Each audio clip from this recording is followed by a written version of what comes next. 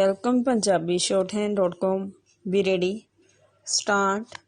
ਪ੍ਰਧਾਨ ਮੰਤਰੀ ਨਰਿੰਦਰ ਮੋਦੀ ਦੀ ਇਸ ਸਮੇਂ ਅਮਰੀਕਾ ਦੀ ਫੇਰੀ ਬੇਹੱਦ ਮਹੱਤਵਪੂਰਨ ਮੰਨੀ ਜਾ ਰਹੀ ਹੈ। ਡੰਡੀ ਇਹ ਮੁਲਾਕਾਤ ਉਸ ਸਮੇਂ ਹੋ ਰਹੀ ਹੈ ਜਦੋਂ ਕਿ ਅਫਗਾਨ ਵਿੱਚ ਤਾਲਿਬਾਨ ਕਬਜ਼ਾ ਕਰਕੇ ਆਪਣੀ ਸਰਕਾਰ ਬਣਾ ਚੁੱਕਾ ਹੈ ਅਤੇ ਦੂਜੇ ਪਾਸੇ ਚੀਨ ਆਪਣੀ ਵੱਧਦੀ ਹੋਈ ਤਾਕਤ ਨਾਲ ਸਾਰੀ ਦੁਨੀਆ 'ਤੇ ਆਪਣਾ ਦਬਦਬਾ ਕਾਇਮ ਕਰਨ ਲਈ ਯਤਨਸ਼ੀਲ ਹੈ।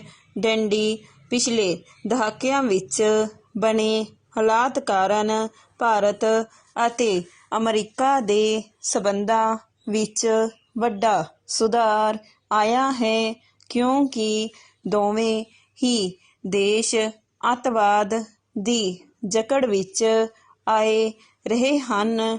ਡੰਡੀ ਅਮਰੀਕਾ ਦੇ ਸ਼ਹਿਰ ਨਿਊਯਾਰਕ 'ਤੇ 2001 'ਚ ਇਸਲਾਮਿਕ ਗਰੁੱਪ ਅਲ-ਕਾਇਦਾ ਵੱਲੋਂ ਵੱਡਾ ਹਮਲਾ ਕਰਕੇ ਹਜ਼ਾਰਾਂ ਲੋਕਾਂ ਨੂੰ ਮਾਰ ਦਿੱਤਾ ਗਿਆ ਸੀ। ਡੰਡੀ ਭਾਰਤ ਵਿੱਚ ਵੀ ਮੁੰਬਈ ਵਿੱਚ ਸਾਲ 2008 ਵਿੱਚ ਲਸ਼ਕਰ-ਏ-ਤਾਇਬਾ ਦੇ ਅੱਤਵਾਦੀਆਂ ਨੇ ਯੋਜਨਾਬੱਧ ਢੰਗ ਨਾਲ ਹਮਲਾ ਕਰਕੇ ਸੈਂਕੜੇ ਹੀ ਲੋਕਾਂ ਨੂੰ ਮਾਰ ਦਿੱਤਾ ਸੀ। ਡੰਡੀ ਪੈਰਾ ਉਸ ਸਮੇਂ ਵੀ ਅਤੇ ਹੁਣ ਵੀ ਕੁਝ ਦੇਸ਼ਾਂ ਜਿਨ੍ਹਾਂ ਵਿੱਚ ਪਾਕਿਸਤਾਨ ਅਤੇ ਅਫਗਾਨਿਸਤਾਨ ਸ਼ਾਮਿਲ ਹਨ ਵਿੱਚ ਅੱਤਵਾਦੀਆਂ ਦੇ ਵੱਡੇ ਅੱਡੇ ਬਣੇ ਹੋਏ ਹਨ। ਡੰਡੀ ਅੱਤਵਾਦੀ ਸੰਗਠਨ ਉੱਥੋਂ ਹੋਰ ਵੀ ਮਜ਼ਬੂਤ ਹੋਣ ਲਈ ਯਤਨਸ਼ੀਲ ਹਨ। ਡੰਡੀ ਇਨ੍ਹਾਂ ਸੰਗਠਨਾਂ ਨੇ ਦੁਨੀਆ ਭਰ ਨੂੰ ਚੁਣੌਤੀ ਦੇ ਰੱਖੀ ਹੈ ਜਿਨ੍ਹਾਂ ਤੋਂ ਚੀਨ ਅਤੇ ਰੂਸ ਵਰਗੇ ਮੁਲਕ ਵੀ ਇੱਕ ਤਰ੍ਹਾਂ ਨਾਲ ਭੈ ਖਾਂਦੇ ਹਨ। ਡੰਡੀ ਚੀਨ ਅੱਜ ਦੁਨੀਆ ਦੀ ਵੱਡੀ ਤਾਕਤ ਬਣ ਚੁੱਕਾ ਹੈ।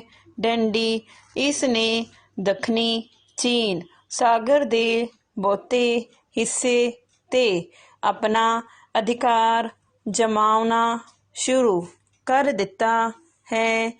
ਡੰਡੀ ਇਸ ਲਈ ਇਹ ਅੰਤਰਰਾਸ਼ਟਰੀ ਕਾਨੂੰਨਾਂ ਦੀ ਵੀ ਪਰਵਾਹ ਨਹੀਂ ਕਰ ਰਿਹਾ ਜਿਸ ਤੋਂ ਹਿੰਦ ਪ੍ਰਸ਼ਾਂਤ ਮਹਾਸਾਗਰ ਦੀ ਪ੍ਰਭੂਸੱਤਾ ਨੂੰ ਲੈ ਕੇ ਖਤਰਾ ਪੈਦਾ ਹੋ ਰਿਹਾ ਹੈ। ਡੰਡੀ ਵੀਅਤਨਾਮ, ਮਲੇਸ਼ੀਆ, ਸਿੰਗਾਪੁਰ, ਇੰਡੋਨੇਸ਼ੀਆ ਆਦਿ ਦੇਸ਼ ਤਾਂ ਪੂਰੀ ਤਰ੍ਹਾਂ ਭੈਭੀਤ ਹੋਏ ਦਿਖਾਈ ਦੇ ਰਹੇ ਹਨ। ਡੰਡੀ ਜਾਪਾਨ ਵੀ ਚੀਨ ਦੇ ਸਮੁੰਦਰੀ ਦਾਅਵੇ ਨੂੰ ਲੈ ਕੇ ਵੱਡਾ ਖਤਰਾ ਮਹਿਸੂਸ ਕਰ ਰਿਹਾ ਹੈ। ਡੰਡੀ ਬਣ ਰਹੀ ਇਸ ਸਥਿਤੀ ਦਾ ਸਾਹਮਣਾ ਕਰਨ ਲਈ ਕੁਆਡ ਨਾਂ ਦੀ ਜਥੇਬੰਦੀ ਬਣਾਈ ਗਈ ਹੈ ਜਿਸ ਵਿੱਚ ਅਮਰੀਕਾ, ਆਸਟ੍ਰੇਲੀਆ, ਜਾਪਾਨ ਅਤੇ ਭਾਰਤ ਸ਼ਾਮਿਲ ਹਨ। ਡੰਡੀ ਅਮਰੀਕਾ ਦੀ ਰਾਜਧਾਨੀ ਵਾਸ਼ਿੰਗਟਨ ਵਿੱਚ ਇਨ੍ਹਾਂ 4 ਦੇਸ਼ਾਂ ਦੇ ਮੁਖੀ ਇਕੱਠੇ ਹੋ ਕੇ ਇਸ ਸੰਬੰਧੀ ਕੋਈ ਗੰਭੀਰ ਯੋਜਨਾਬੰਦੀ ਬਣਾ ਰਹੇ ਹਨ ਤਾਂ ਜੋ ਸਮੁੰਦਰ ਵਿੱਚ ਚੀਨ ਦੇ ਵਧਦੇ ਦਬਾਅ ਨੂੰ ਰੋਕਿਆ ਜਾ ਸਕੇ।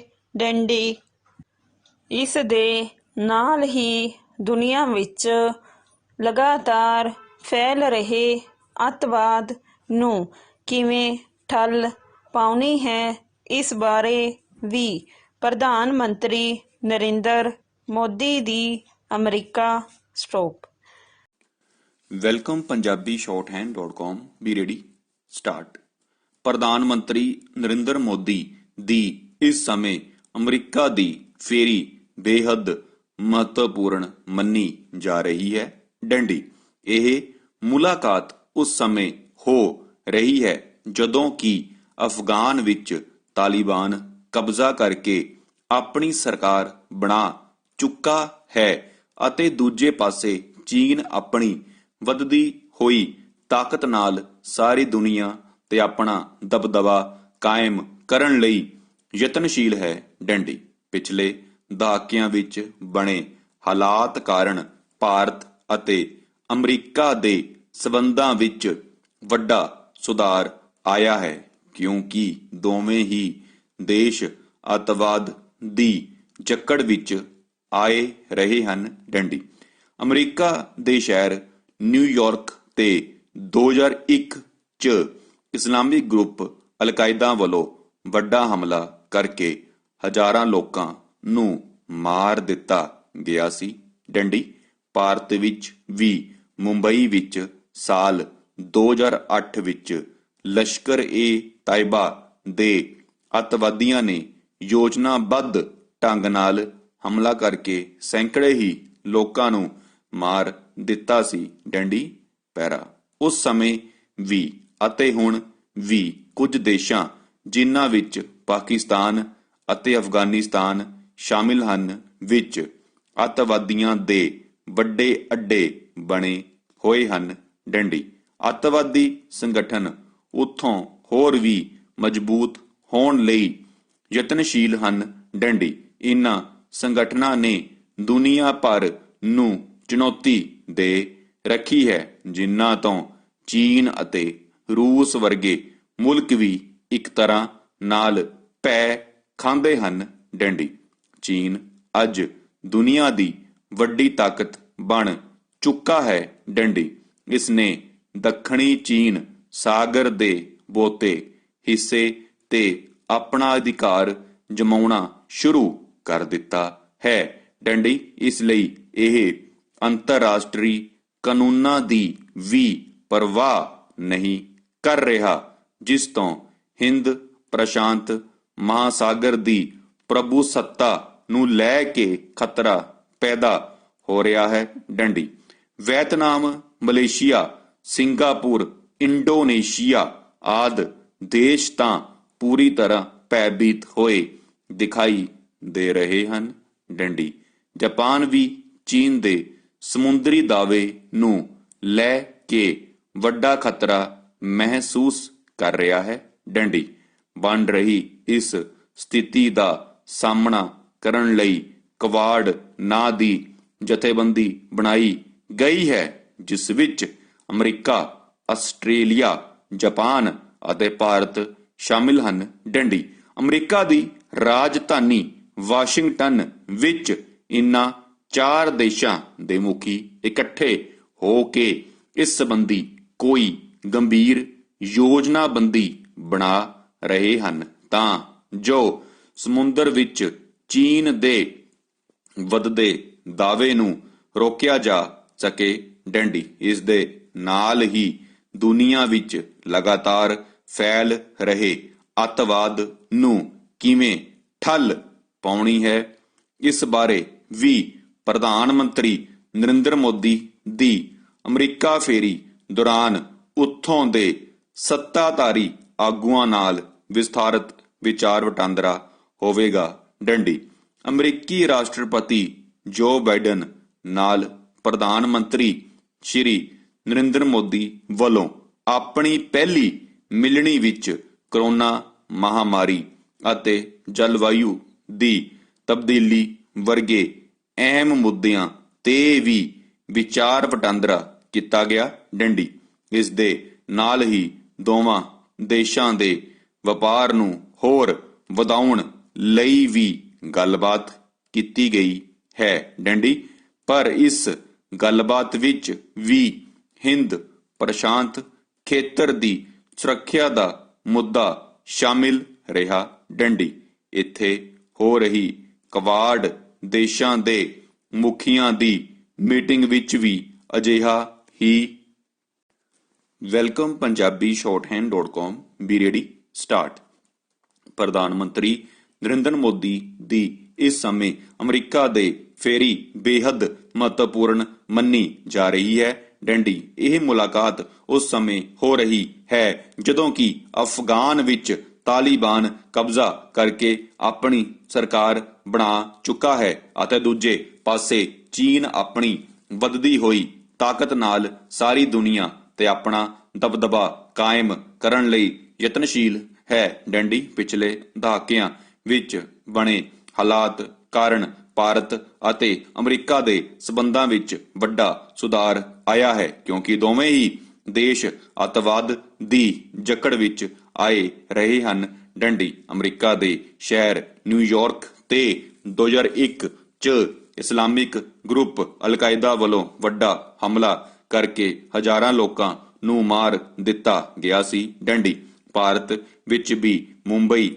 ਵਿੱਚ ਸਾਲ 2008 ਵਿੱਚ ਲਸ਼ਕਰ-ਏ-ਤਾਇਬਾ ਦੇ ਅੱਤਵਾਦੀਆਂ ਨੇ ਯੋਜਨਾਬੱਧ ਢੰਗ ਨਾਲ ਹਮਲਾ ਕਰਕੇ ਸੈਂਕੜੇ ਹੀ ਲੋਕਾਂ ਨੂੰ ਮਾਰ ਦਿੱਤਾ ਸੀ। ਡੰਡੀ ਪੈਰਾ ਉਸ ਸਮੇਂ ਵੀ ਅਤੇ ਹੁਣ ਵੀ ਕੁਝ ਦੇਸ਼ਾਂ ਜਿਨ੍ਹਾਂ ਵਿੱਚ ਪਾਕਿਸਤਾਨ ਅਤੇ ਅਫਗਾਨਿਸਤਾਨ ਸ਼ਾਮਿਲ ਹਨ ਵਿੱਚ ਅੱਤਵਾਦੀਆਂ ਦੇ ਵੱਡੇ ਅੱਡੇ ਬਣੇ ਹੋਏ ਹਨ। ਡੰਡੀ ਅੱਤਵਾਦੀ ਸੰਗਠਨ ਉੱਥੋਂ ਹੋਰ ਵੀ ਮਜ਼ਬੂਤ ਹੋਣ ਲਈ ਯਤਨਸ਼ੀਲ ਹਨ। ਡੰਡੀ ਇਨ੍ਹਾਂ ਸੰਗਠਨਾਂ ਨੇ ਦੁਨੀਆ ਭਰ ਨੂੰ ਚੁਣੌਤੀ ਦੇ ਰੱਖੀ ਹੈ ਜਿਨ੍ਹਾਂ ਤੋਂ ਚੀਨ ਅਤੇ ਰੂਸ ਵਰਗੇ ਮੁਲਕ ਵੀ ਇੱਕ ਤਰ੍ਹਾਂ ਨਾਲ ਪੈ ਖਾਂਦੇ ਹਨ। ਡੰਡੀ ਚੀਨ ਅੱਜ ਦੁਨੀਆ ਦੀ ਵੱਡੀ ਤਾਕਤ ਬਣ ਚੁੱਕਾ ਹੈ। ਡੰਡੀ ਇਸ ਨੇ ਦੱਖਣੀ ਚੀਨ ਸਾਗਰ ਦੇ ਬਹੁਤੇ ਹਿੱਸੇ ਤੇ ਆਪਣਾ ਅਧਿਕਾਰ ਜਮਾਉਣਾ ਸ਼ੁਰੂ ਕਰ ਦਿੱਤਾ ਹੈ। ਡੰਡੀ ਇਸ ਲਈ ਇਹ ਅੰਤਰਰਾਸ਼ਟਰੀ ਕਾਨੂੰਨਾਂ ਦੀ ਵੀ ਪਰਵਾਹ ਨਹੀਂ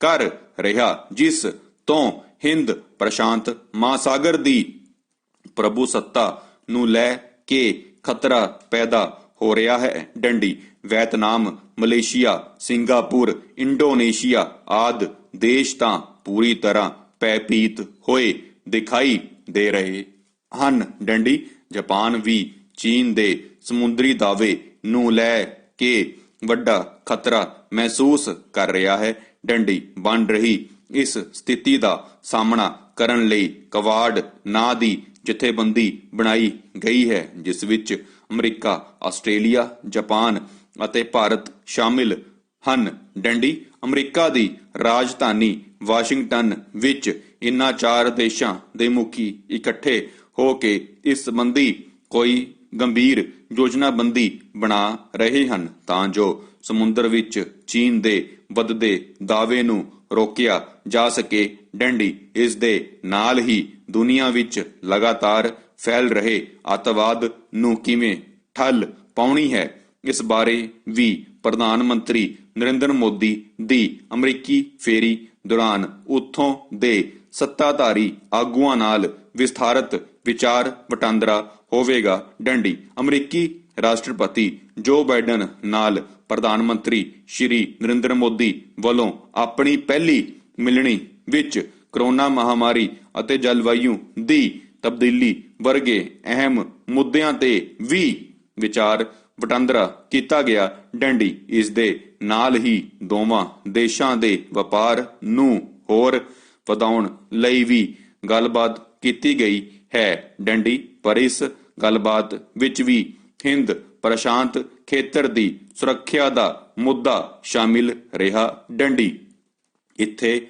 ਹੋ ਰਹੀ ਕਵਾਡ ਦੇਸ਼ਾਂ ਦੇ ਮੁਖੀਆਂ ਦੀ ਮੀਟਿੰਗ ਵਿੱਚ ਵੀ ਅਜਿਹਾ ਹੀ ਵਿਚਾਰ ਵਟਾਂਦਰਾ ਹੋਇਆ। ਡੰਡੀ ਚਾਰ ਦੇਸ਼ਾਂ ਵਿਚਕਾਰ ਕਵਾਡ ਨਾਂ ਦਾ ਸੰਗਠਨ ਬਣਾਉਣ ਸੰਬੰਧੀ ਸਮਝੌਤਾ ਨਵੰਬਰ 2017 ਵਿੱਚ ਹੋਇਆ ਸੀ ਜਿਸ ਤੋਂ ਬਾਅਦ ਇਨ੍ਹਾਂ ਦੀਆਂ ਆਪਸ ਵਿੱਚ ਲਗਾਤਾਰ ਮੁਲਾਕਾਤਾਂ ਹੁੰਦੀਆਂ ਰਹੀਆਂ ਹਨ। ਡੰਡੀ ਇਸ ਸੰਗਠਨ ਦਾ ਮੁੱਖ ਮੰਤਵ ਹਿੰਦ ਪ੍ਰਸ਼ਾਂਤ ਖੇਤਰ ਦੇ ਸਮੁੰਦਰੀ ਮਾਰਗਾਂ ਵਿੱਚ ਚੀਨ ਦੇ ਵੱਧ ਰਹੇ ਦਖਲ ਅਤੇ ਉਸ ਦੀ ਵੱਧ ਰਹੀ ਫੌਜੀ ਤਾਕਤ ਦੇ ਟਾਕਰੇ ਲਈ ਰਣਨੀਤੀ ਤਿਆਰ ਕਰਨਾ ਹੈ। ਡੰਡੀ ਪਹਿਰਾ। ਇਸ ਸੰਗਠਨ ਦੀ ਤਾਜ਼ਾ ਮੀਟਿੰਗ ਵਿੱਚ ਆਸਟ੍ਰੇਲੀਆ ਦੇ ਪ੍ਰਧਾਨ ਮੰਤਰੀ ਸਕਾਟ ਮੋਰੀਸਨ